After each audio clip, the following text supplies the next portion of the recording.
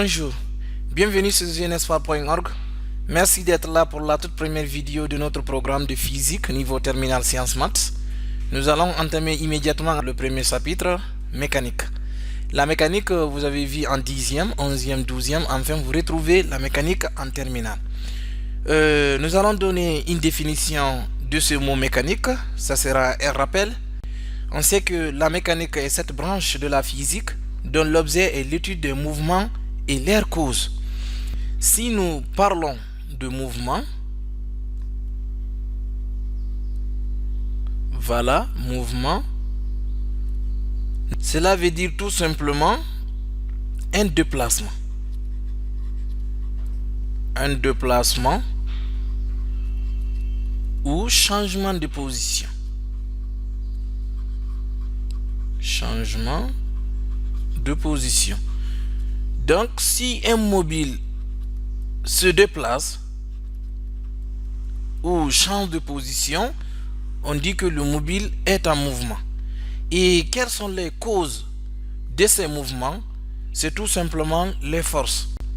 Parce que si une personne effectue un déplacement, change de position, c'est grâce à la force physique de cette personne.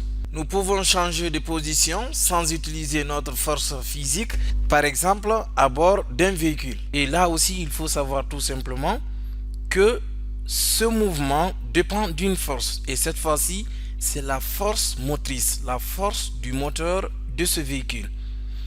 Et il y a une autre force qui peut causer un déplacement, un changement de position, qui n'est ni la force physique d'une personne, qui n'est ni aussi la force motrice d'un véhicule. Et si vous prenez le cas des montagnes par exemple, vous avez un véhicule qui se déplace vers ce sens. Voilà. Et arrivé à un certain point, on a besoin de s'arrêter avant même la fin de cette montagne. Voilà. Et vous remarquez des fois, le cas des véhicules qui n'ont pas de frein à main, on met une grosse pierre derrière. Ici, comme cale. Ça, c'est pour empêcher la voiture de reculer. Et qu'est-ce qui cause cela? Même si le moteur du véhicule n'est pas en marche, cela est causé par le poids du véhicule. Donc, le poids du véhicule qui est dirigé vers le bas, le poids aussi est une force qui dépend de la masse. Donc, cette force qui est égale à m fois l'accélération de la pesanteur, c'est une force qui permet à ce véhicule de changer de position, donc de reculer. Et là, donc, on a eu un changement de position grâce à une autre force qu'on appelle le poids du véhicule. Donc, la mécanique, une branche de la physique dont l'objet est l'étude des mouvements et leurs causes. Les causes sont les forces. Voilà, en mécanique, nous avons aussi des sous-branches telles que la cinématique.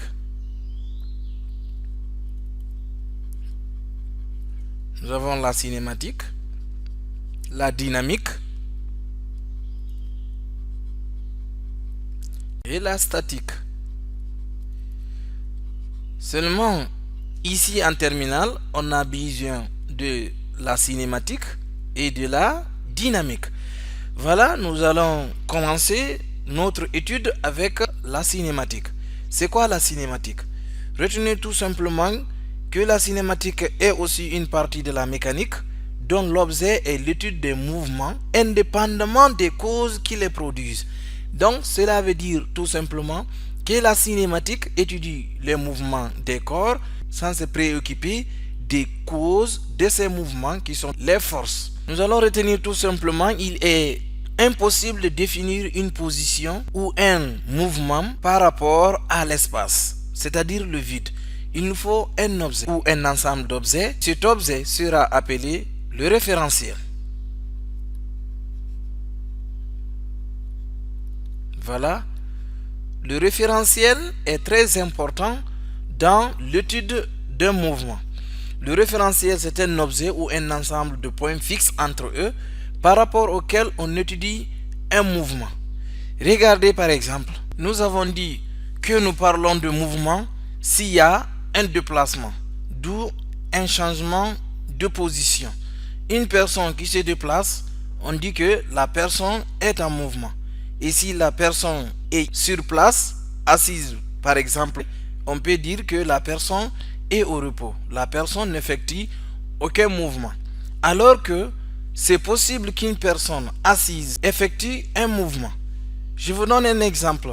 Vous êtes dans l'avion et vous voyagez vers un autre pays. Vous êtes sur votre fauteuil, vous observez une personne qui se déplace et se dirige vers la toilette. Pour vous, la personne est en mouvement et vous êtes au repos.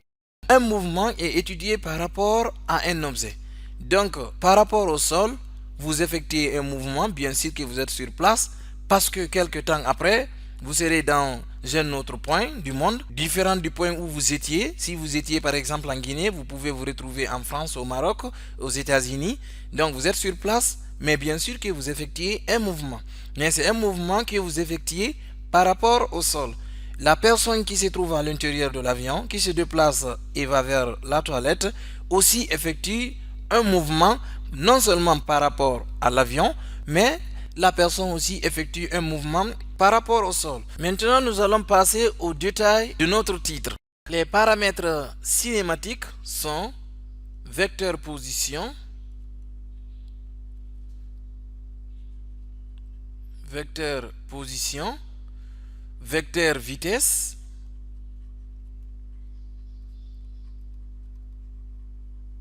vecteur vitesse et enfin le vecteur accélération.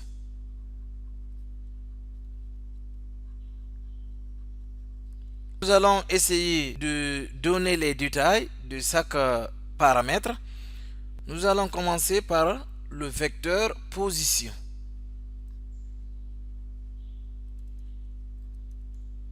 Le vecteur position permet de déterminer la position exacte du mobile en mouvement à un temps t quelconque en se servant d'un repère. Ce qu'il faut retenir, il y a le repérage dans le plan. Le repérage dans le plan, si le mobile est en mouvement dans le plan. Le plan est muni d'un repère OIJ. Le plan est muni d'un repère OIJ. Et c'est un repère à deux axes dans lequel à tout point M correspond un unique couple XY.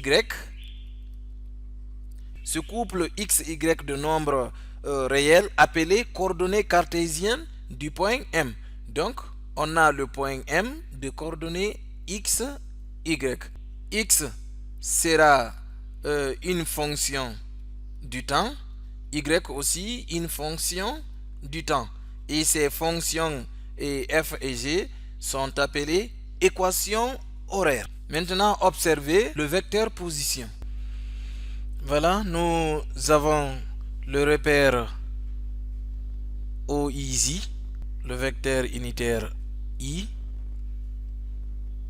et là aussi le vecteur unitaire J. Et nous avons le point M avec les coordonnées X, Y.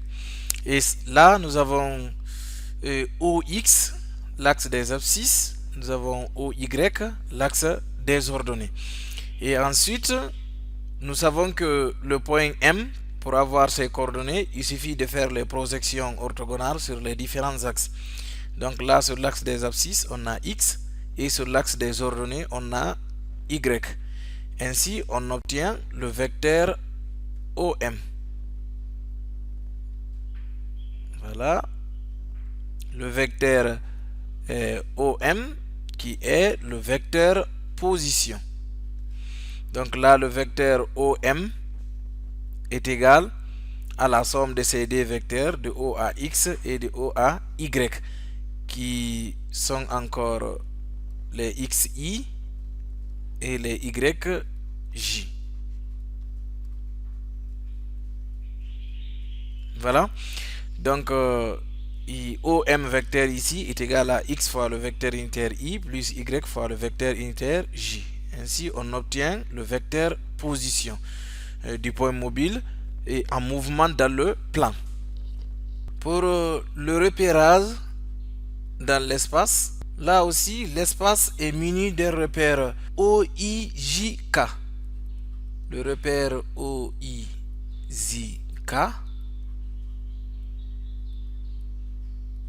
Voilà. Et à tout point M, correspond un unique triplet. Cette fois-ci, c'est un repère à 3 axes. Donc, nous avons le triplet X, Y et Z.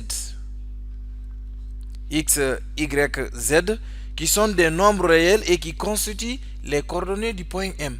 Donc, on a le point M de coordonnées X, Y et Z. Et il faut savoir tout simplement que c'est X, Y et Z. X en fonction du temps. Y est aussi en fonction du temps. Donc, j'ai évité. Et enfin Z en fonction du temps.